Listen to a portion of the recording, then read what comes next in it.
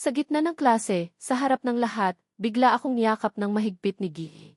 Luningning, ang lakambini ng aming paaralan, at hinalikan ng mariin habang tumutulo ang kanyang mga luha. Sinabi niya, nakita na kita. Salamat sa Diyos. Maaari bang ito na ang tadhana? Noong nakaraang buhay, ginamit ko ang lahat ng aking lakas upang iligtas si Gifi. Luningning mula sa isang rumaragasang truck, at ako ang bumagsak sa lupa. Ang aking katapangan ay umantig sa langit, at nagising ako 16 na taon ang nakalipas, sa loob ng aming ika-4 na taon sa mataas na paaralan. Mula noon, nagulo ang lahat. Ang lakambini ng paaralan, na malamig ang pakikitungo, at ang aking katabi sa upuan, ay araw-araw akong ginugulo. Magkatabi tayo sa upuan, kaya normal lang na magkahawak kamay. Magkatabi tayo sa upuan, kaya normal lang na magkasabay kumain. Hindi ito araw ng mga puso, kundi araw ng mga katabi sa upuan na sama-samang kumakain. Kung malalim ang pagkakaibigan ng magkatabi sa upuan, hindi naman siguro masama kung maghalikan, di ba? Isang gabing umuulan ng malakas, may rumaragasang truck na papalapit. Nakita kong malapit na nitong mabangga ang isang babaeng nakapayong na nakatayo sa bangketa sa aking harapan. Halos wala sa sarili akong tumakbo papunta sa truck at ginamit ang lahat ng aking lakas upang itulak ang babae. Sa pagkakataong ito, nakita ko ng malinaw ang kanyang mukha, si Luningning, ang aking katabi sa upuan noong high school. Isang matinding sakit ang dumating na parang alon. Nagising ako at nakita kong nasa loob ako ng isang maliwanag na silid-aralan. Ito ang unang tag-init ng taong 2007. Ako ay nasa ika-4 na taon ng high school sa paaralang sekundarya ng Bagong Pag-asa. May kaunting panghihinayang at pagkamangha sa aking puso. Ngunit mas nangingibabaw ang pananabik at pagtataka. Kung mabubuhay ako muli, maaari kong punan ang maraming panghihinayang noon at maaari ko ring subukang mamuhay ng mas mahusay. Kung gayon, dapat kong pasalamatan ang kaibigan kong matagal ko nang hindi nakikita, na iniligtas ang buhay ko sa aming muling pagkikita, ang aking katabi sa upuan, ang lakambini. Dahan-dahan akong nagising at lumingon sa aking tabi. Nakayuko ang babae sa kanyang mesa, tila natutulog ng mahimbing. Kahit na magkatabi kami sa upuan, dahil sa aking mahiyain at mapagkumbabang pag-ugali, at karaniwan lang ang aking mga marka, lalo na sa harap ng aking katabi sa upuan na kinikilala bilang lakambini, mas naging insecure ako at hindi ako nangahas na magsalita. Sa loob ng 3 taong magkatabi kami sa upuan, halos hindi ako nakapagsalita ng higit sa 3 pangungusap kay Luningning. Hindi ko man lang nagawang sumulyap sa kanya. Kahit na nawalan ako ng isang buhay, nakakuha naman ako ng pagkakataong mabuhay muli. Kaya, walang utang na loob ang sinuman sa atin. Nanding! Bakit ka natutulog sa klase? Isang galit na boses ang nagmula sa aming guro sa unahan, si Jen Magdaan, na galit na tumingin sa akin. Ang lakambini kong katabi sa upuan ay tila nagising sa sigaw na ito. Dahan-dahan siyang nag-angat ng ulo, kinusot ang kanyang mga mata at naghikab. Nang tingnan ko ang aking katabi sa upuan, ang lakambini, wala sa sarili rin siyang nag-angat ng ulo at tumingin sa akin. Mula sa aking pananaw, bigla kong napansin na ang malamig na lakambini ay biglang natigilan, tila nakakita ng isang bagay na kamangha-mangha. Pagkatapos, ang kanyang mga mata ay mabilis na namula at may mga luhang nagbabadyang tumulo. Bago pa ako nakapag-react, sa ilalim ng mga nagtataka at hindi makapaniwalang mga mata ng aming guro, si Jen Magdaan at ng buong klase. Ang mahirap lapitan na lakambini ng paaralang sekundarya ng Bagong Pag-asa ay biglang nagbukas ng kanyang mga braso at tumakbo upang yakapin ako ng mahigpit. Ang sandali ay tumigil na parang huminto ang mundo. Kaagad pagkatapos, parang sumabog ang buong klase. Ang malakas na ingay ay tumabon sa hikbi ng lakambini habang sinasabi niya sa akin, nakita na kita. Sa pagkakataong ito, ako ay lubos na naguluhan. Napakaraming impormasyon. Ang aking utak ay parang natigilan. Isang segundo bago, ipinagdiriwang ko ang aking ika-negatibo 34 na kaarawan. Si Nanding ay nagligtas ng isang tao sa kalsada at tinamaan ng isang truck. Isang segundo pagkatapos, muli akong isinilang sa silid-aralan 16 na taon ang nakalipas. Bago pa ako lubos na matunawan ang kamangha-manghang pagbabagong ito, sa sumunod na segundo, umiyak ang aking katabi sa upuan at tumakbo upang yakapin ako ng mahigpit na nagsasabi ng isang bagay na hindi ko maintindihan. Sa pagkakataong ito, parang sasabog ang aking ulo sa pag-iisip. Maaari bang isa itong bitag? Hindi ko pa lubos na naiintindihan ang sitwasyon. Ang aming guro, isang babaeng nasa edad 50, si Jen, Magdaan, ay malapit ng magalit. Nanding, natutulog ka na nga sa klase, tapos ginugulo mo pa ang iyong katabi sa upuan. Ang aking mga kaklase ay galit din, na may mga matang parang mga palaso na nakatutok sa akin. Napakawalang hiya mo, Nanding. Akala ko pa naman mabait ka, tapos manggugulo ka lang pala sa aming lakambini. Kung kaya mo, sa akin mo gawin. Natigilan ako sandali at agad na nagising. Mabilis kong itinulak ang lakambini mula sa aking mga bisig. Ma'am, mali po ang inyong akala. Mas lalong nagalit si Jen, Magdaan. Maling akala? Ipaliwanag mo kung bakit mo ginugulo si Luningning. Diyos ko, ma'am, tingnan mo ang mabuti. Ako po ang biktima. Siya po ang gumugulo sa akin. Tingnan mo ang kanyang mukha, ma'am. Nakikita mo bang masaya siya kaya namumula ang kanyang mga mata? Sa pagkakataong ito, nakita ni Jen, Magdaan na ang kanyang paboritong estudyante ay umiiyak at namumula ang mga mata. Nanginginig ang kanyang boses sa galit. Pinaiyak mo si Luningning. Gusto ko na ring umiyak, ma'am. Wala po talaga akong ginawa. Ang aking mga kaklase ay lubos na nagalit. Nanding, lumabas ka sa hallway at tumayo roon ng kalahating oras. Hindi na nakayanan ni Jen, Magdaan at sumigaw na gumawa ng pangwakas na desisyon. Sandali! Sa pagkakataong ito, naiintindihan na ni Luningning ang sitwasyon at pinakalma ang kanyang emosyon. Tumayo siya at tumingin sa aming guro sa unahan na may malamig na boses. Ma'am, mali po ang inyong akala. Walang kinalaman si Nanding sa nangyari. Ako po ang kusang yumakap sa kanya. Agad na natahimik ang klase at pagkatapos ay mas lalong nagkagulo. Ang aking mga kaklase ay nanlalaki ang mga mata. Ano? Kusang yumakap ang lakambini? Impossible. Hindi rin makapaniwala si Jen, Magdaan. Luningning, huwag mong takpan si Nanding. Sabihin mo ang totoo at tutulungan kitang makamit ang hustisya. Nanatili pa ring malamig si Luningning. Hindi ko siya tinatakpan. Nanaginip ako ng masama at natakot ako. Hindi ko sinisisi si Nanding. Naunawaan ng aking mga kaklase. Tama. Walang lakas ng loob si Nanding na gawin iyon. Nanaginip ang lakambini at natakot kaya yumakap na lang. Ang saloobin ng aking mga kaklase ay nagbago mula sa galit tungo sa paninibugho. Ah, ganoon pala. Umupo ka na, Nanding. Sa pagkakataong ito, palalampasin na kita. Mag-aral ka ng mabuti at huwag mong hayaang makita kitang inaaway mo siya. Sa loob-loob ko ay sumumpa ako. Muling tumahimik ang klase. Nakahinga ako ng maluwag, naisip kong nakatakas na ako sa panganib, ngunit hindi ko alam na ang aking katabi sa upuan, ang lakambini, ay nakasandal at nakatingin sa akin ng taimtim. Nakaramdam ako ng pangingilabot na parabang tinatarget ako ng isang mataas na uring diwata. Lumingon ako at nakita kong nakasandal ang lakambini at nakatingin sa akin ng taimtim. Nagtanong ako, anong tinitingnan mo? Hindi kalakasan ang aking boses. Ngunit narinig ito ni Jen, Magdaan sa unahan at agad akong tinitigan. Nanding, anong ginagawa mo na naman? Mabilis na nagtaas ng kamay ang aking mga kaklase. Ma'am, alam ko. Kanina pa po tinitingnan ni Nanding si Luningning na may malaswang tingin. Muli akong natigilan. Ano na naman ito? Halos nanumpa na ako para lamang paniwalaan ako ni Jen, Magdaan at palampasin ako. Muli akong nakahinga ng maluwag at galit na tumingin sa lakambini. Bumalik na siya sa kanyang malamig na mukha, na nakikinig sa leksyon ng aming guro, na parabang tunay siyang nakikinig, na nagpataka sa akin kung namamalikmata lamang ako. Maaaring dahil ang lakambini ay isang malamig na tao, ang kanyang mapagmataas at malamig na pag-ugali ang siyang tunay na siya na kilala ko. Sa loob-loob ko ay bumulong ako.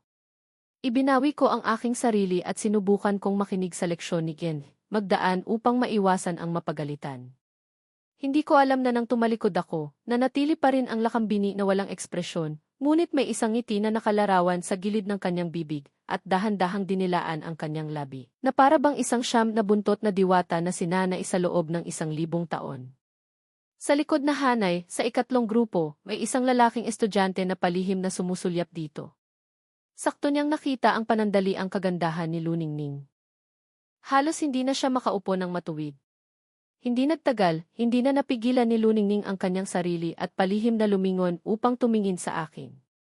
Habang tumatagal, mas lalo siyang nagugustuhan. Kung tutuusin, bago siya muling isinilang, nabasa na niya ang lahat ng aking mga tala-arawan, kabilang na ang mga litrato at gantimpala sa aking silid, at alam niya ako, tulad ng kanyang palad, pangalawa lamang sa aking mga magulang. Hindi ko na matiis. Mula nang magsimula, nakaramdam na ako ng pangingilabot, na para bang tinatarget ako ng isang diwata. Kahit na hindi ako lumingon, malinaw kong nararamdaman ang kanyang magagandang mata na tumitingin sa akin nang walang pag-aatubili. Ngunit sa tuwing lilingon ako, palaging mas mabilis ang lakambini sa akin at babalik sa kanyang malamig, seryoso, at mapagmataas na ekspresyon. Sa sandaling ibawi ko ang aking tingin, mararamdaman ko na naman ang kanyang tingin na bumabalik sa akin. Lilingon na naman ako at makikita ko ang malamig na lakambini na seryoso tulad ng dati na nakatuon sa pakikinig sa leksyon at walang anumang kahinaan. Paulit-ulit na nangyayari iyon, hindi ko napigilan ang aking sarili na mapangiti at magsulat ng isang piraso ng papel at ipasa ito sa kanya. Anong gusto mong gawin? Bahagya lamang sinulyapan ng lakambini ang papel na may walang ekspresyon. Ilang sandali pa, ibinalik niya ang papel sa akin. Sa likod ng papel ay nakasulat, bawal magpasa ng papel sa oras ng klase. Sumuko ako. Ang galing! Hindi ko alam na sa pagkakataong ito, ang panlabas na malamig na si Luningning ay may isang taong nasa loob ng kanyang puso na nag-cheer at naglilibot sa buong lugar. Anong gagawin ko? Natutunaw na ang puso ko. Tinawag niya akong ate. Sa wakas ay dumating na ang break time. Para akong may spring sa aking puwit at mabilis na tumayo at tumakbo palabas ng hallway upang huminga ng sariwang hangin. Nakakapagtaka, sa loob ng isang klase, ilang beses akong palihim na tiningnan ng lakambini. Kung hindi ko alam na ang kanyang pag-ugali ay malamig at isa siyang ice goddess, tiyak na maghihinala akong sinasadya niya ito. Sa pagkakataong ito, lumapit sa akin ang isang lalaking estudyante sa klase na may isang nakangiting mukha at itinaas ang kanyang hinlalaki. Nanding, ang galing mo. Nakuha mo ang puso ng lakambini. Ang galing. Ang pangalan ng taong ito ay Buboy, ang kalahati kong matalik na kaibigan sa high school. Mayroon siyang nakakatawang pag-ugali at gustong-gusto niyang makipag-usap. Malungkot akong sumagot, wala talaga akong ginawa. Kusang loob niya iyon. Naintindihan ni Buboy ang ibig kong sabihin at tumango. Naiintindihan ko. Kung tutuusin, isa siyang sikat na lakambini ng paaralang sekundarya ng Bagong Pag-asa. Maraming nanliligaw sa kanya. Wala kang kumpiyansa at hindi ka karapat-dapat sa kanya. Normal lang iyon. Pagkatapos, binago niya ang tono ng kanyang pananalita at pinayuhan ako. Kahit na hindi mo siya maligawan, hindi ka naman mapapahiya. Sa katunayan, mas mabuti pa iyon kaysa maging alipin para kay Neneng. Nang marinig ko ang pangalang Neneng, natigilan ako at naalala ko ang isang madilim na nakaraan tungkol sa mga emosyon noong high school.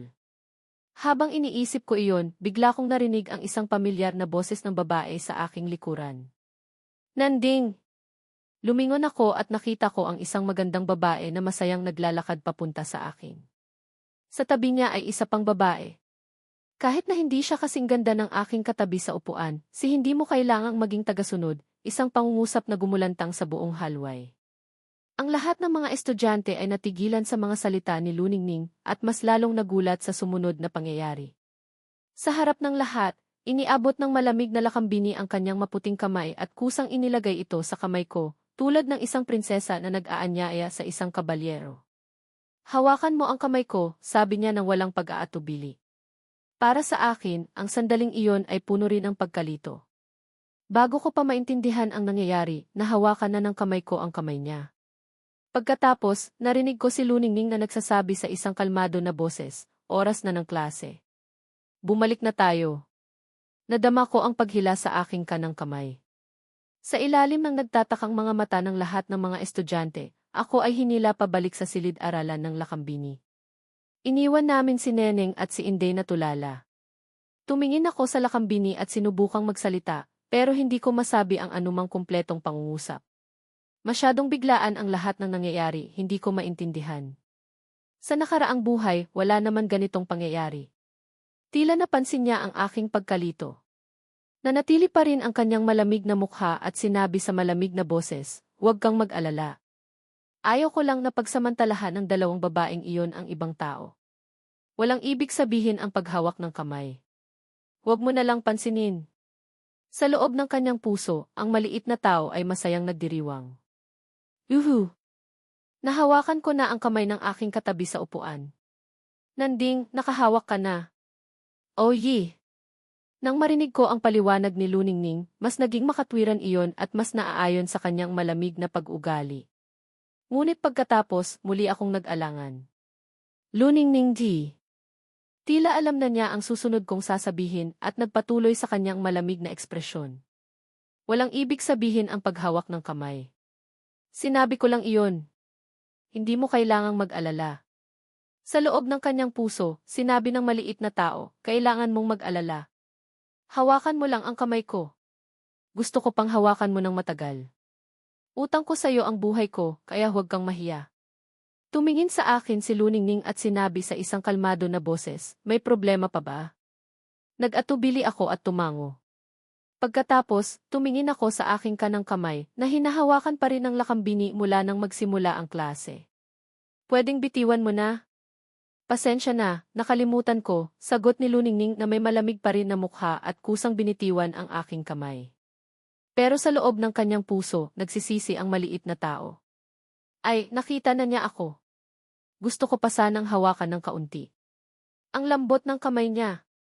Nang binitiwan na ang aking kanang kamay, nakahinga ako ng maluwag. Hindi sa ayaw kong hawakan ang kamay ni Luningning, kundi natatakot akong mamatay. Sakto naman na nagpapatrolya si Bautista sa hallway, kaya nag-alala akong makita niya kami at mapagalitan. Pinag-isipan kong mabuti at naisip kong dahil sa anumang kadahilanan, tinulungan ako ng lakambini, kaya kailangan kong magpasalamat.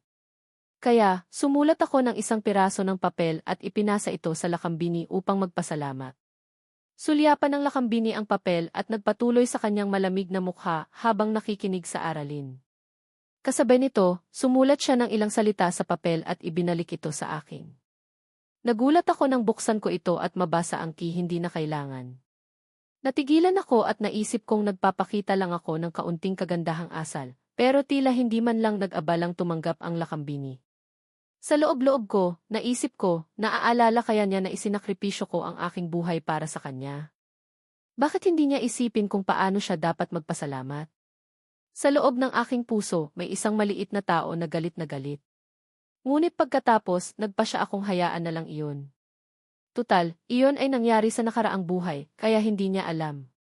Sumulat ako ng ilang salita sa papel at ibinalik ito sa kanya. "Paano mo gustong magpasalamat ako?"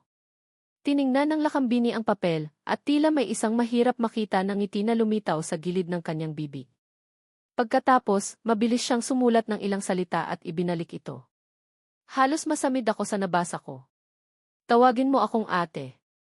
Nagulat ako at hindi ko mapigilan ang sarili ko na tumingin sa lakambini, pero nanatili pa rin siyang seryoso at nakikinig sa aralin. Mahirap paniwalaan na ang ganoong mukha ay makakasulat ng ganoong mga salita. Mayroon palang kakaibang hilig ang lakambini. Sumulat ako pabalik, "Hindi pwede. Palitan mo." Tiningnan ng lakambini ang papel, mabilis na sumulat at ibinalik ito. "Kung gayon, ilibre mo ako." Tiningnan ko ang papel at pakiramdam ko'y niloloko niya ako. Nakita kong nakangisi ang lakambini sa tabi ko, kaya sa loob-loob ko ay sinabi ko, "Hindi ako magpapaloko sa'yo." Sa wakas, dumating na ang break time. Pagkalabas ko pa lang ng silid-aralan, tinawag na ako. "Nanding!" Mabilis na lumapit si Buboy sa akin, ang kanyang mukha ay puno ng pananabik. "Libre mo ako. Ngayong araw, ang swerte mo." Hinalikan ka ng lakambini at hinawakan pa ang kamay mo. "Kailangan nating ipagdiwang. Ako ang manlilibre." Biglang lumitaw ang isang magandang figura. Tiningnan ni Luningning si Buboy nang walang anumang ekspresyon at pagkatapos ay tumingin sa akin. "Lilibre mo ako." Ang kanyang boses ay kalmado, ngunit ang kanyang sinabi ay parang isang bomba na 500 kilo. Natigilan si Buboy. Ang kanyang masayang halakhak kanina ay biglang tumigil na parang may bumara sa kanyang lalamunan. Tiningnan ko si Buboy, itinuro ang sarili ko, at sinabi, siya ang manlilibre. Kumunot ang noo ni Luningning at tumingin kay Buboy. Ikaw ang manlilibre. Nataranta si Buboy at tanga-tangang tumango. Ako ang manlilibre. Ngunit nang makita niya ang malamig na tingin ni Luningning, bigla siyang nanginig at bumulong, lilibre ba talaga ako o hindi? Tumingin si Luningning kay Buboy. Hindi ka manlilibre. Agad na tumango si Buboy. Tama, tama. Hindi ako manlilibre. Nanding kayong dalawa ang kumain. Kailangan ko nang umuwi dahil manganganak na ang nanay ko. Pagkatapos, tumalikod siya at tumakbong palayo, iniwan akong tulala. Anong klaseng kalokohan iyon? Ito ang pinakamataas na antas ng panlilinlang. Nasiyahan si Luningning at binalik ang kanyang tingin sa akin na may kalmado na ekspresyon. Kain na tayo. Wala na akong magagawa kundi sumunod sa kanya. Nang makita ko ang masikip na eksena sa harap ko, nahulaan kong dahil sa nagtagal ang nakaraang klase, mahirap na humanap ng upuan sa kantina. Tumingin ako sa lakambini. Kumain na lang kaya tayo sa labas ng gate. Tumango ang lakambini. CJ. Pagkatapos, bahagyang sinuklay niya ang isang hibla ng buhok sa kanyang tainga. Ang simpleng kilos na iyon ay nakapagpatigil sa maraming mga lalaking estudyante na dumadaan. Nakatitig sila sa kanya. Hindi ko napigilan ang sarili ko na tumingin din sa kanya. Nang mapansin niya ang aking tingin, umangat ang kanyang kilay na parang nagtatanong kung gusto kong hawakan ang kanyang kamay. Nagulat ako at mabilis na umiling. Sa unang araw ko ng pagiging muling isinilang, ayaw kong bugbugin ako ng aking mga kaklase dahil sa paninibug ko. Kaya, tumalikod ako at tumakbong palabas ng gate. Tiningnan ni Luningning ang aking tumatakbong likod at bahagyang ngumuso. Masyado pa rin siyang nahihiya. Ngumiti siya at marahang sumunod. Masaya rin siyang biruin. Sa gate ng paaralan ay matatagpuan ang sikat na kainan na Anlan, na kilala sa malalaking serving at nakabubusog na pagkain. Ang tanging problema ay mas mahal ito kaysa sa kantina ng paaralan. Dahil mayroon akong 100,000 bawat linggo, nararamdaman ko ang malaking pinansyal na pressure. Sa muli kong pagsilang, ang aking katawan ay bumalik sa 18 taong gulang, na mas bata, ngunit ang aking pitaka ay naging mas payat din. Humanap kami ng bakanting mesa at umupo. Tiningnan ko ang menu na nakasulat sa dingding. Ginisang baboy na may sili, 6,000, nilagang baka na may patatas, 8,000, bola-bola, 9,000. Ang mahal! Naramdaman kong manhid ang aking anit. Sa sandaling iyon, tinawag na ni Luningning ang may-ari at nag-order. Isang ginisang muton na may sibuyas, 14,000. Pagkatapos, lumingon siya sa akin at nagtanong, anong gusto mo? Naramdaman kong kumirot ang puso ko. Ginisang itlog at kamatis na lang ako, 5,000. Iyon ang pinakamurang pagkain sa menu. Kumunot ang noo ni Luningning. Ganyan ka lang kakain? May sakit ka ba? Sa loob ng aking puso, ang maliit na tao ay galit. Sa edad na ito, dapat kang kumain ng karne upang lumaki. Sumagot ako, okay lang ako. Allergic ako sa karne. Sa loob ng maliit na tao, nagsisiiyak. Ang totoo, allergic ako sa kamahalan. Sulyapan ako ni Luningning at sinabing nagsisinungaling ako. Nagpasya siyang palitan ang aking ginisang itlog at kamatis sa nilagang baka na may patatas. Nag-order rin siya ng 2 bote ng soft drink, binuksan ang isa, at inilagay ito sa harap ko. Sa huli, hindi niya nakalimutang paalalahanan ako, kailangan mong kumain ng maraming karne para magkaroon ng lakas na mag-aral. Sa loob-loob ko, sinabi ko, hindi ka maniniwala sa akin kung hindi ka nagbabayad. Sa sandaling iyon, umupo si Luningning sa harapan ko at humihigop ng soft drink habang nakatingin sa akin. Bigla siyang nagtanong, kaya ba na halos lahat ng allowance mo ay napupunta kay Neneng? Halos masamid ako sa soft drink at mamatay. Paano mo nalaman? Maraming tao sa paaralan ang nakakaalam. Narinig ko ang aking sarili na sinasabi sa sarili ko, at pagkatapos ay ibinagsak ko ang aking ulo sa mesa, na walang masabi. Kaya, ang pagiging tagasunod ko ay kumalat na sa buong paaralan. Tiningnan ako ni Luningning at tahimik na nag-isip na may nararamdaman pa rin ako para kay Neneng. Kaagad siyang kumunot ng noo. Hindi dapat iyon. Masyado kang simple para harapin ang isang tusong babae tulad ni Neneng. Kung hindi ka mag-iingat, lolokohin kanya hanggang wala ka nang natitira. Nagpasya si Luningning na turuan ang kanyang tangang katabi sa upuan ng isang leksyon. Huminga siya ng malalim, hinintay akong iangat ang aking ulo, at pagkatapos ay nagsimula siyang magsalita. Sa edad na ito, normal na magkaroon ang mga lalaki ng malabong mga pangarap tungkol sa pag-ibig. Ngunit kahit na ang mga lalaki ay lumalabas, kailangan pa rin nilang protektahan ang kanilang sarili. Ang mundo ng pag-ibig ay mapanganib. Huwag kang basta-basta magtiwala sa matatamis na salita ng ilang babae. Bago mo pa malaman, magsisisi ka na. Nang marinig ko ang kanyang mga salita, lumitaw ang isang malaking tanong sa aking isip. Tinuturuan ba ako ng lakambini tungkol sa pag-ibig? Ang word. Nang makita niyang hindi ako kumbinsido, tumawa ng mahina si Luningning. Hindi ka kumbinsido. Sa tingin mo ba matalino ka at hindi ka maluloko? Tumawa ako. Siyempre. Ako ay muling isinilang. Ako ay 18 taong gulang na may 34 taong gulang na kaluluwa. Wala pang nangyayari sa akin. Hindi ba't dapat magturo sa akin ang isang babaeng hindi pa ganap na nagpasya sa mga bagay?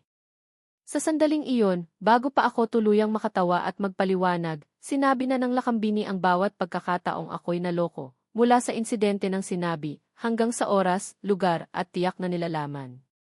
Tulala akong nakinig. Parang 1,000 ligaw na kabayo ang dumadaan sa aking isip. 2 salita lamang ang natira, aba. Nang makita niya akong natigilan, may bahagyang ngiti si Luningning sa kanyang labi. Marami pa. Gusto mo pa bang magpatuloy ako? Pagkatapos, itinaas niya ang straw at marahang humigop ng soft drink. Wala nang mas nakakatakot pa kaysa sa isang taong nagpapaalala sa iyong madilim na nakaraan sa harap mo. Sa unang araw ng aking muling kapanganakan, ako ay lubos na napahiya. Ang tingin ni Luningning ay lumipat sa akin, kaya nagpa siya akong aminin ang pagkatalo. Suko na ako. Nahihiya ako. Ibinagsak ko ang aking ulo sa mesa. Ebidensya na isa nga akong tapat na tagasunod sa loob ng 3 taon ng high school. Walang paraan para itanggi iyon. Bigla akong nag-angat ng ulo at tumingin sa lakambini, nagtataka. Paano mo nalaman ng detalyado? Nanatili pa rin ang kanyang malamig na mukha nang sumagot siya, maraming tao ang nakakaalam. Muli kong ibinagsak ang aking ulo sa mesa. Pangalawang pagkakataon ko na itong napahiya. Nang makita niya ako, bahagyang umiti si Luningning at bumalik sa kanyang seryosong ekspresyon. Ngayon alam mo na, mangako ka sa akin na huwag kang magpapadala sa panlilinlang. Lumayo ka sa mga babaeng katulad niya. Seryoso akong tumango. CJ. Nasiyahan si Luningning sa aking saloobin at patuloy na kumain. Sa edad na ito, dapat magtuon ang mga lalaki sa pag-aaral. Kailangan nilang magsikap na makapasok sa isang magandang unibersidad. Iyon ang mahalaga. Sumagot ako, tama ka. Kaya kung lalapit ulit sa'yo si Neneng, huwag mo na siyang pansinin. Okay. Kung may ibang babae na gustong makipagkaibigan sa'yo, matutong tumanggi. Okay. Kung may malalaman kang babae sa klase o sa ibang seksyon na may gusto sa'yo, sabihan mo kaagad ako. Walang problema. Nang marinig ko iyon, naramdaman kong may mali. Tumingala ako at tumingin sa lakambini. Bakit kailangan kong sabihin sa'yo kung may mga babaeng gusto sakin? At bakit hindi ako pwedeng ilibre ng ibang babae, pero ikaw pwede? Hindi nagbago ang ekspresyon ni Luningning. Ako ang president ng klase. Responsibilidad kong subaybayan ang kalagayan ng pag-aaral ng mga estudyante sa klase upang matiyak na hindi ito maapektuhan. Tungkol naman sa paglilibre, magkatabi tayo sa upuan, kaya normal lang na sabay tayong kumain. Tulala akong nakatingin sa lakambini. Malamig ang kanyang mukha at hindi siya nahihiya. Ngunit nang isipin ko na ang malamig na lakambini ay nag-aalala sa akin dahil sa kanyang responsibilidad at kabaitan, hindi ko napigilang maantig. Tumingin ako sa lakambini at sinabi ng taimtim, salamat sa'yo. Sa loob ng maliit na tao, tumatawa siya at gumugulong sa sahig. Nanatili pa rin ang kalmadong mukha ni Luningning. Wala iyon. Responsibilidad ko iyon. Kung gayon, paano ako magpapasalamat? Kaagad na pawi ang nag-uumapaw na emosyon na halos masamid ako. Nagtanong ako, paano mo gustong magpasalamat ako? Nag-isip sandali si Luningning at sinabi sa isang kalmadong boses, tawagin mo akong ate. Nagalit akong tumingin sa lakambini. Hindi pwede. Hindi na ako tatawag. Kung hindi ka tatawag, ako na ang manlilibre. Nang marinig ko iyon, hindi nagbago ang mukha ni Luningning. Tumango lang siya ng bahagya, tumayo at kusang hinaplos ang aking ulo. Pagkatapos, kalmadong sinabi, tapos na akong kumain.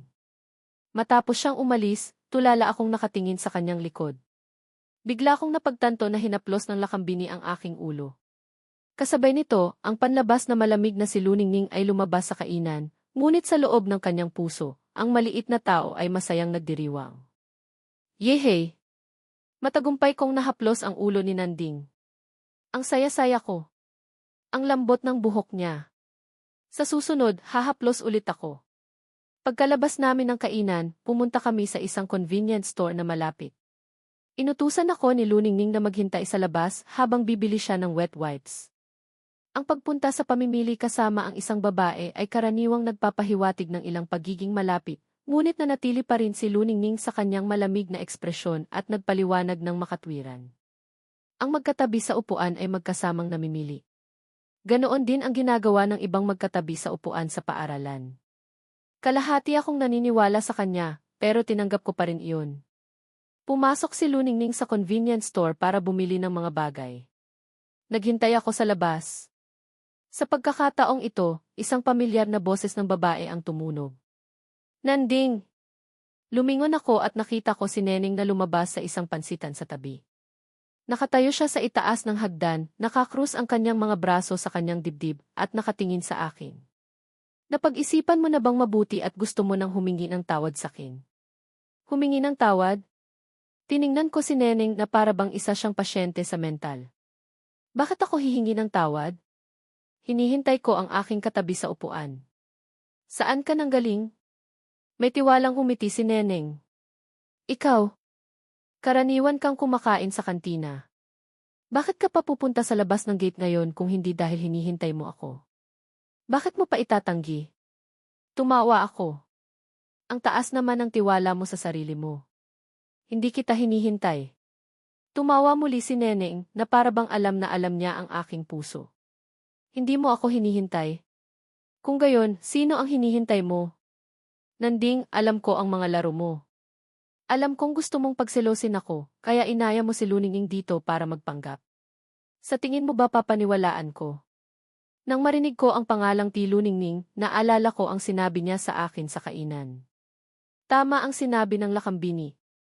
Makisama sa mga ganoong tao ay mas nakakapinsala. Nagtamad akong magsalita. Tama, tama. Alam mo ang lahat. Pagkasabi ko nito, umalis ako. Hinihintay ko ang isang tao.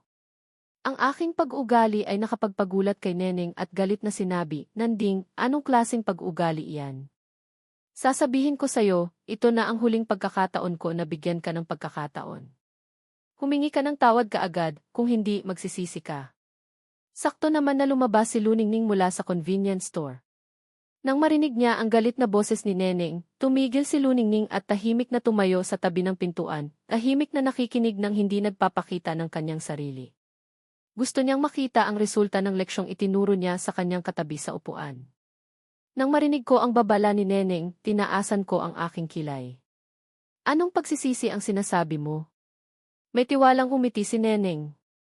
Kung hindi ka hihingi ng tawad, mula ngayon, hindi na kita papansinin. Hindi na kita kakausapin. Kahit na gusto mo akong hanapin, hindi kita papansinin. Ang relasyon natin ay tapos na. Tumango ako. Ang galing! Lubhang nagulat si Neneng sa bigla kong pagbabago. Galit siyang nagtanong, anong ibig mong sabihin? Ang ibig ko lang sabihin. Sinabi ng aking katabi sa upuan na dapat akong magtuon sa pag-aaral at dapat akong makisama sa mga babaeng karapat-dapat. Pagkatapos, tiningnan ko si Neneng at nagdagdag, lalo na ikaw. Hindi ka karapat-dapat. Naramdaman ni Neneng na umiikot ang kanyang ulo sa galit. Ang tapang mong sabihin iyan sa akin. Inosenteng sumagot ako, hindi ako ang nagsabi niyan. Iyan ang sinabi ng katabi ko sa upuan. Halos mabaliw na si Neneng. Anong sinasabi mo? Nakikinig ka ba sa katabi mo sa upuan? Tiningnan ko si Neneng at sa wakas ay nagpakita ng isang mapanuyang ngiti. Bakit hindi ako makikinig sa kanya at sa'yo ako dapat makinig? Ang kanyang mga salita, kasama ang ngiti sa kanyang mukha, ay parang mga palaso na tumama kay Neneng na hindi makapagsalita. Dahan-dahan akong nagpatuloy. Higit pa roon, ang aking katabi sa upuan ay isang lakambini. Maganda, matangkad at madaling pakinggan ang kanyang boses. Bakit hindi ako makikinig sa kanya? Nang makita ko si Neneng na halos nawawala na sa sarili, nagdagdag ako ng isa pang sampal. Hindi tulad mo. Pandak ka at pangit. Ang kanyang simpleng 10 salita ay bumagsak kay Neneng. Nanding, tandaan mo ito. Hindi kita patatawarin kahit kailan. Pagkasabi nito, umiiyak siyang tumakbo. Sa sandaling iyon, narinig ko ang mga hakbang sa aking likuran. Lumingon ako at nakita ko na binili na ni Luningning ang kanyang mga gamit. May hawak siyang isang pakete ng wet wipes at ilang candy. Nanatili pa rin ang kanyang malamig na mukha habang tinitingnan ako. Sino ang kausap mo kanina? Sumagot ako ng walang pag-aalala, isang estranghero. Tumango si Luningning na kunwari hindi niya alam at dahan-dahang nag-alok sa akin ng isang candy na ibinalik ang aking sukli. Subukan mo. Sa loob ng maliit na tao, nakangiti siya ng matagumpay habang pinapanood niya akong balatan ang candy at ilagay ito sa aking bibig. Naalala ko ang mga salitang binitiwan ko kanina, ang aking katabi sa upuan ay isang lakambini, maganda at matangkad. Sa aking isipan, hindi ko napigilang magdagdag ng isang pangungusap, sobra pa ang swerte ko. Siyempre, narito ang binagong bersyon ng iyong kwento na isinasaalang-alang ang kultura at mga pangalan ng Filipino. Hindi ko maiwasang mapangiti ng palihim. Ang daldal ko rin minsan pero matamis din naman. Sa klase, bahagya akong napalingon kay Maria Clara, ang pinakamagandang dilag sa klase, na katabi ko. Tinitigan ko ang kanyang maamo, ngunit seryosong mukha habang nakikinig sa guro. Hindi ko maiwasang isipin kung para sa kanya, napakalayo ko. Ang mga grado ko ay palaging nasa average o mas mababa pa. Ngunit sa pagkakataong ito, iba na ang lahat. Para bang may naisip akong maganda, kaya napangiti ako ng may kumpiyansa. Maya-maya, may papel na inabot sa akin. Huwag kang humiti dyan. Makinig ka sa guro, nakasulat doon. Huling subject na ng hapon, klase sa GM. Tumayo sa harapan ang aming gurong si Gen Reyes at seryosong nag-anunsyo na mayroon kaming mock exam sa susunod na linggo. Kailangan daw naming mag-aral ng mabuti dahil sa nakaraang exam, ang seksyon namin ay pangalawa sa pinakamababa. Nakakahiya raw ito. Sa faculty room, halos hindi raw siya makatingin sa ibang mga guro. Walang umimik sa aming mga estudyante, walang gustong magsalita at mapagalitan. Nang marinig ko ito, naalala ko ang nangyari sa dati kong buhay, kaya bahagya akong natigilan. Biglang may tumawag sa aking pangalan. Juan Miguel. Nagulat ako at napatayo. Nang tumingin ako sa harapan, nakita ko si Gen Reyes na galit na nakatingin sa akin. Nakikinig ka ba sa akin? Alam mo ba kung ano ang nakuha mo sa nakaraang mock exam? Bagsak ka sa lahat ng subject. Sa 49 na estudyante, pang negatibo 44 ka. Sabi niya habang nagingit-ngit sa galit. Sa susunod na mock exam, kailangan mong tumaas ng at least 20 puntos. Kung hindi, tatawagin ko ang mga magulang mo. Nang marinig iyon, maraming estudyante ang tumingin sa akin ng may panunuya. May isang lalaki pa nga na tumawa ng malakas. Para bang wala akong naririnig, sabi ko, susubukan ko. Susubukan kong tumaas ng 200 puntos. Dahil sa sinabi ko, hindi napigilan ng buong klase ang pagtawa. Ang isang lalaki sa harapan ko ay halos hindi na makahinga sa kakatawa at itinuro ako. 200 puntos. Bakit hindi mo na lang sabihing tataas ka hanggang langit? Sa tingin ko, swerte ka na kung tumaas ka ng 2 puntos. Pagkatapos ay tumingin siya kay Gen Reyes at tumawa. Ma'am, alam ni Juan Miguel na walang gustong magtutor sa kanya, kaya nagbibiro na lang siya para hindi kayo mag-alala. Napataas ang kilay ni Gen Reyes. Sige, mag-aral na kayong lahat. Kung may hindi kayo maintindihan, magtanong kayo sa akin o sa mga kaklase nyo.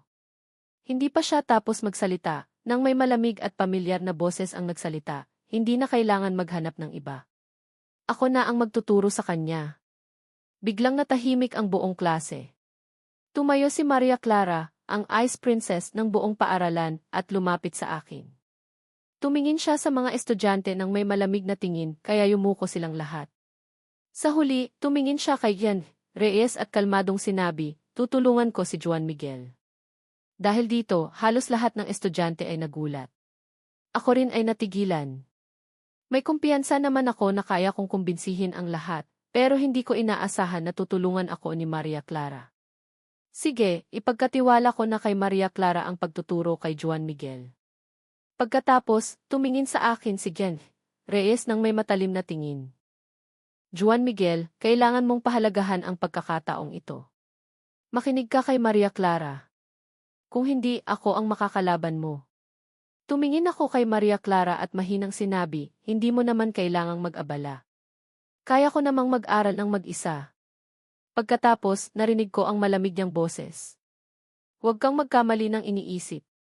Hindi ko gustong tulungan ka. Responsibilidad ko lang bilang class president at bilang katabi mo sa klase. Salamat, sabi ko. Walang anuman, sagot niya.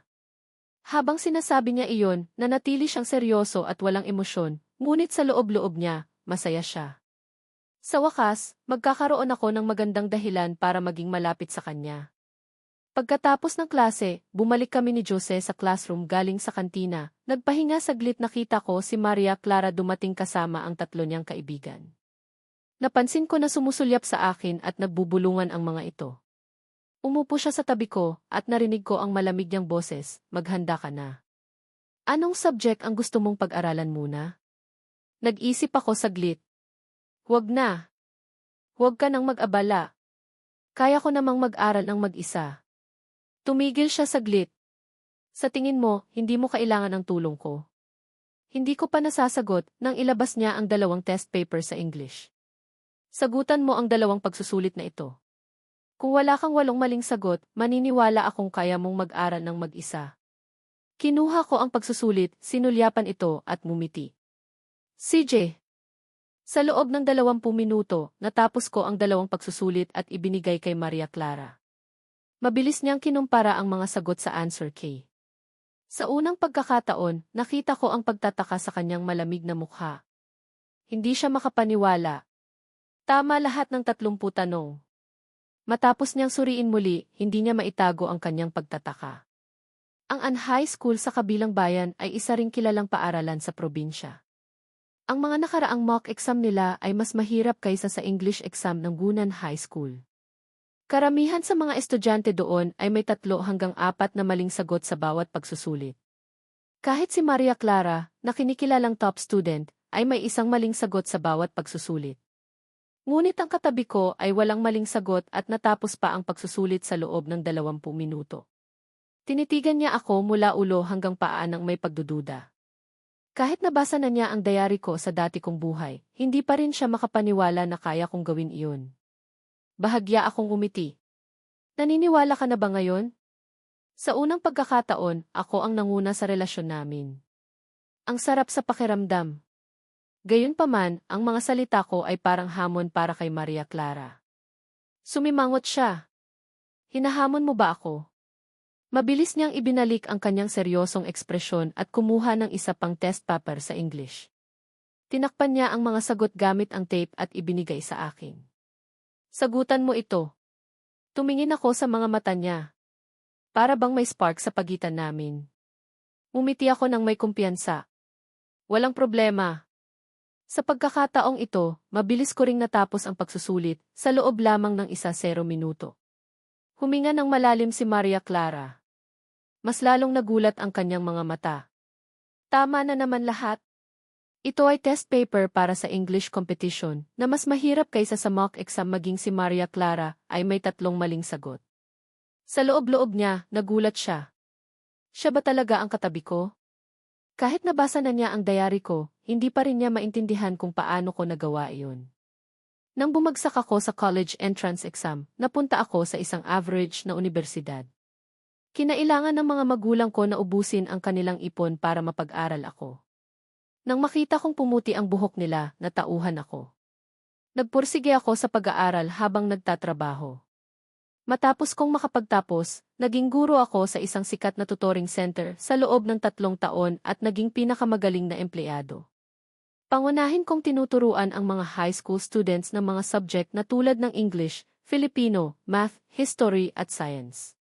Nang ihambing ni Maria Clara ang sagot, lumiwanag ang kanyang mga mata. Mali ka. Sinulyapan ko ang sagot. Hindi mali ang sagot. Mali ka. Naniniwala ka na ba ngayon? Sa loob-loob ko, tuwang-tuwa ako. Ang sarap sa pakiramdam na malampasan si Maria Clara. Sinubukan ni Maria Clara na maging kalmado. Hindi ka naman ganoon kasama. Pero hindi pa rin niya inaalis ang tingin sa akin. Paano ka biglang naging magaling? Handa na ako sa sagot na iyon. Hindi ako biglang naging magaling. Nag-aral lang ako ng palihim at naghintay ng pagkakataon para ipakita sa lahat. Medyo pilit, pero mas makatotohanan ito kaysa sasabihin kong reincarnation ako. Nang marinig iyon ni Maria Clara, tumingin siya sa akin ng may pagdududa. Para bang may mali. Nang tanggapin niya ang paliwanag ko, umiti ako. Kung ganoon, hindi mo na kailangang mag-abala na magturo sa akin. Kaya ko nang mag-isa. Nag-alinlangan siya, pagkatapos ay tumango. Sa loob-loob niya, malungkot siya. Balak ko pa namang maging malapit sa kanya sa pamamagitan ng pagtuturo. Ngayon, parang nawala na ang lahat. Pero pagkatapos, may naisip siyang ibang plano. Habang nag-aaral ako ng history sa classroom sa gabi, may naamoy akong banayad na pabango. Lumingon ako at nakita ko si Maria Clara na mas malapit sa akin. Nanatili siyang seryoso. Pwedeng tulungan mo ako sa tanong na ito. Ibinigay niya sa akin ang English test paper at itinuro ang isang comprehension passage. Hindi ko maintindihan ang bahaging ito.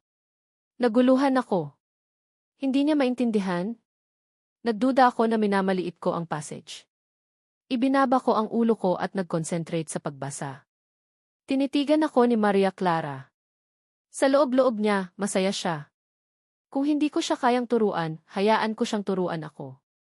Ayaw ko sanang abalahin si Maria Clara, pero narinig ko siyang nagsalita, Juan Miguel, hindi ko maintindihan ang tanong na ito. Ito ba ay Polisemos na salita? Nakalimutan ko na. Sa gayon, matyaga akong nagpaliwanag. Pero para bang hindi siya nakafocus sa pagsusulit. Mukhang gustong mag-aral ni Maria Clara ngayong gabi. Juan Miguel, tingnan mo rin ang tanong na ito. Juan Miguel, tulungan mo rin ako dito. Sa ika-11 tanong niya, hindi ko na napigilan ang sarili ko. Hindi mo alam ang blank feeling. Nagkakamali ka, sagot ni Maria Clara nang hindi namumula ang mukha. Pagkatapos, binuklat niya ang ibang pahina. Sige, tingnan mo ang tanong na ito. Bumuntong hininga ako at kinuha ang panulat para ipaliwanag. Nang aabutin ko na ang panulat sa mesa, aabutin din ni Maria Clara ang panulat. Hindi sinasadyang nagdikit ang mga kamay namin. Hinawakan niya ang kamay ko. Nagulat ako. Bakit mo ako hinahawakan sa kamay, tanong ko. Ipahihiram ko sana sa iyo ang panulat, sagot niya. Pwedeng bitawan mo na ako. Ayoko, sagot niya. Pero sa loob-loob niya, nagtatawa siya. Oh, Maria Clara, paano ka ba naging walang hiya? Nang magring ang bell, para bang ayaw pa niyang tumigil at kumuha ng isa pang set ng test papers. At ang mga tanong na ito, parang may spring sa ilalim ng puwet ko at tumayo ako. Tapos na ang klase. Umuwi na tayo. Sa isang iglap, niligpit ko ang mga gamit ko, isinukbit ang bag ko, at tumakbo palabas ng klase. Tumingin sa akin si Maria Clara na halos tumatawa na. Ang tanga talaga. Bakit kaya nagmamadali? Nang makarating ako sa tapat ng bahay namin, kinakabahan pa rin ako. Huminga ako ng malalim, itinulak ang pinto, at nakita ang eksenang pamilyar sa sala. Ma, tawag ko. Nang marinig ako, itinigil ni Mama ang ginagawa niya at tumingin sa akin ng may ngiti. Juan Miguel, andito ka na pala. Pagkatapos ay tumingin siya sa kusina at sumigaw, Jose, andito na ang anak mo. Agad kong narinig ang mga yapak na papunta sa sala. Si Papa, na may suot pang apron at hawak ang spatula, ay lumapit sa akin. Nang makita niya ako, ngumiti rin siya. Andito na pala ang anak ko. Sige, magpalit ka na ng damit. Lulutuan kita ng merienda. Pagkatapos ay tumingin siya kay Mama at sinabi, anak mo rin siya. Sumagot si Mama, "Siyempre, anak ko siya. Ang gwapo kaya ni Juan Miguel. Mana sa akin." Pagkatapos ay tinitigan niya si Papa ng masama. "May reklamo ka?" Agad na itinaas ni Papa ang kanyang mga kamay. "Wala akong reklamo. Anak mo siya. Anak mo siya." Nang makita ko ang eksena, hindi ko napigilan ang sarili kong matawa, pero kumikirot ang ilong ko. Lumapit ako sa mga magulang ko at niyakap sila ng mahigpit. Nagulat sila at nagtanong kung anong nangyari. "May nangyari ba sa school?" Itinaas ko ang ulo ko at sinubukan kong pigilan ang emosyon ko. "Wala. Namiss ko lang kayo." Maya-maya, nakaupo na kaming tatlo at kumakain. Napansin ko ang mga kwento ng mga magulang ko. Naalala ko ang nangyari sa dati kong buhay. Noon, nagtatrabaho si Mama sa isang government-owned company na hindi masyadong maganda ang performance at nagsimula ng magtanggal ng mga empleyado. Nagdesisyon si Mama na manatili, pero makalipas ang 2 taon, nagsara rin ang kumpanya. May pangarap si Mama na magtayo ng sarili niyang negosyo, pero dahil sa kanyang conservative mindset, hindi siya nangahas mag-risk. Malaki rin ang impluwensya ko noon. Ngunit sa pagkakataong ito, desidido akong baguhin ang lahat. "Ma, sa tingin ko, dapat ka nang mag-resign at magsimula ng negosyo." Sa aking kumbinsido, nagkatinginan ang mga magulang ko at tumawa. "Kung mapabilang ka sa top 1-0 sa susunod na mock exam, susundin ko ang payo mo." Iyan ang hinihintay ko. Agad kong itinaas ang kamay ko. "Deal." Kinabukasan, nagising ako nang may biglang pagkabigla. Anong oras na ba? Dali-dali akong lumabas ng bahay, sumakay sa bike ko, at sumugod papunta sa school. May 1-0 minuto na lang, pero 7 minuto ang layo ng school. Mabilis akong bumaba sa bike at tinulak papasok, pero may biglang sumigaw sa likod ko. "Juan Miguel, huminto ka." Lumingon ako at nakita ko si Rica at ang kaibigan niyang si Jen, kasama ang 2 pang babae na papalapit sa akin. Si Jen ang sumigaw sa akin. Nang makita ko sila, balak ko na sanang tumalikod, pero mabilis silang lumapit sa akin.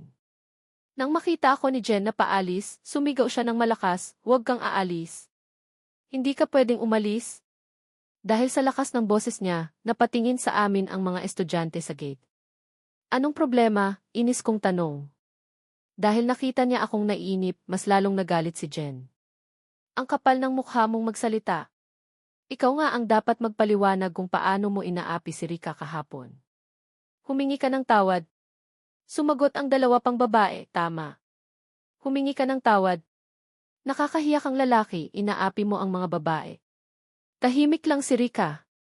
Tumayo lang siya doon at nakatingin sa akin nang may mapupungay na mata.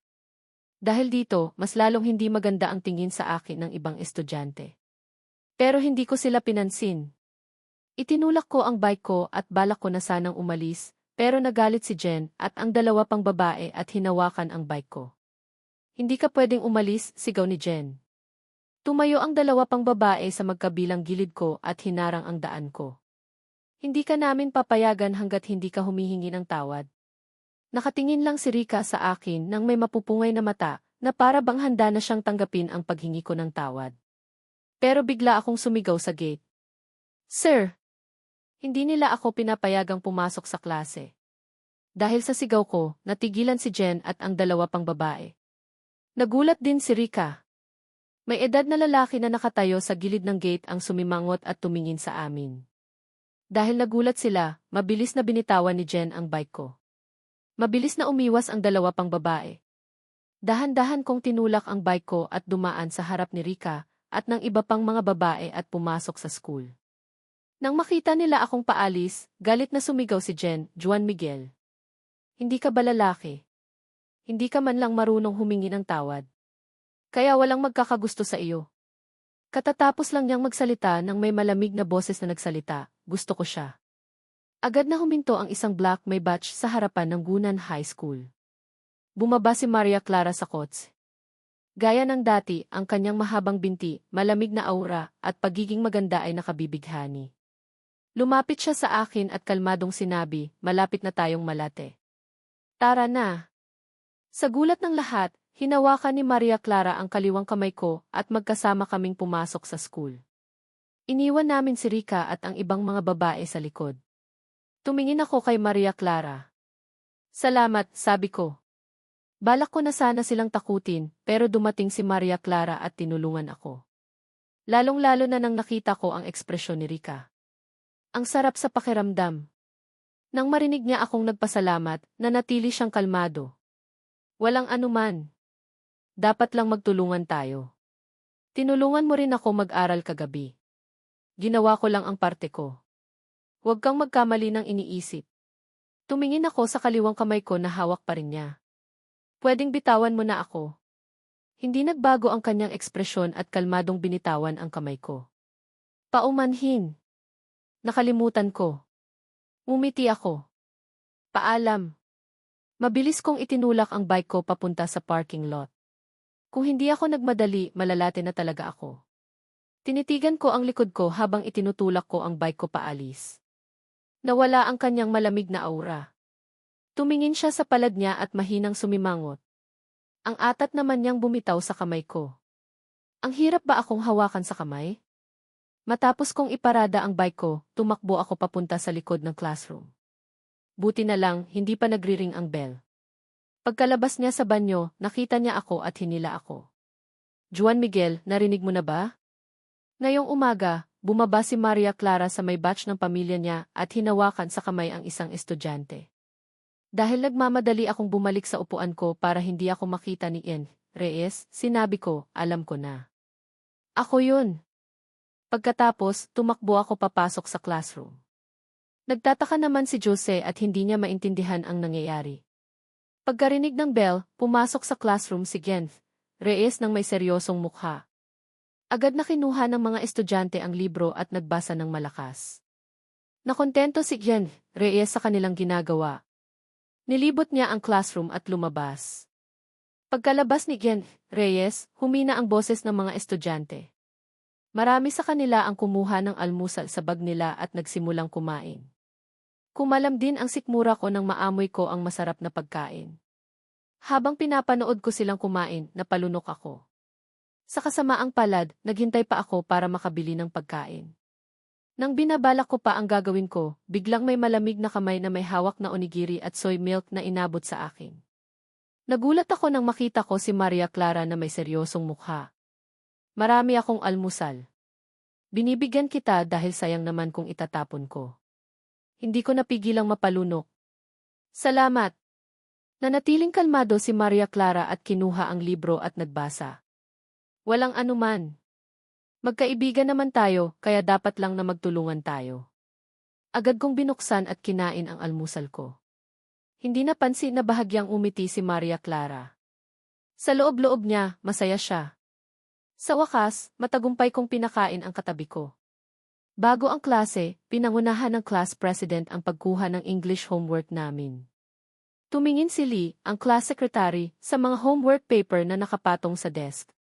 Nang dumako ang tingin niya sa isang partikular na papel, lumiwanag ang kanyang mga mata sa kasiyahan. Kinuha niya ang homework paper ko at naglakad papunta sa aming upuan. Tumunghay si Maria Clara at malamig na tinanong si Lee, anong problema? Ngumiti si Lee nang may paggalang. Walang problema sa homework mo, sabi niya. Pero ang katabi mo, malaki ang problema. Mas lumakas ang kanyang boses, na siyang umagaw sa atensyon ng maraming estudyante. Tiningnan ni Maria Clara si Lee at malamig na nagtanong, anong ibig mong sabihin? Bago pa man siya makapagsalita, nagtanong ako, anong problema sa homework ko? Hindi ko ikinatuwa ito dahil nagsikap akong tapusin ito at maganda ang sulat ko. Paano magkakaproblema sa gawa ko? Malamig na ngumiti si Lee. Wala kang ebidensya. Tiningnan ako ni Lee nang may pagkaawa. Juan Miguel, huwag ka nang magmatigas pa. Bilang class secretary, napanood ko na dati ang iyong ginawa. Kumunot noo si Maria Clara. Paanong nangyaring nagkopyahan sila ni Juan Miguel? Ngumiti si Lee. Maria Clara, huwag mo namang kampihan si Juan Miguel.